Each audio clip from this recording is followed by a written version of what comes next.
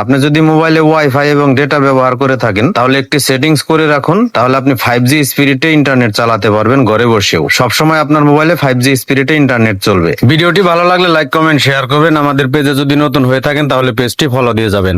প্রথমে সেটিংসে চলে যাবেন, সেটিং থেকে কানেকশন অথবা ওয়াইফাই যেটাই থাকুক সেই সেটিং এ চলে যাবেন। যাওয়ার পর ওয়াইফাই এ চলে যাবেন, উপরে দেখেন 3 ডট লাইন মেনু আছে, এখানে ক্লিক করবেন। তারপর এখানে দেখেন ইন্টেলিজেন্ট ওয়াইফাই, এখানে ক্লিক করবেন। এখান থেকে নিচের দিকে যান, নিচের দিকে গিয়ে এখানে দেখেন আবারও ইন্টেলিজেন্ট ওয়াইফাই, এখানে 7 বার ক্লিক করুন। 7 বার যখন ক্লিক করবেন তখন নিচে একটা অপশন চলে আসবে, নতুন সেটিং চলে আসবে, আপনি এখানে ক্লিক করুন। এখান থেকে স্ক্রল করে আরেকটু নিচের দিকে যান, নিচের দিকে গিয়ে দেখেন এখানে লেখা আছে সুইচিং টু মোবাইল ডেটা ফাস্টার।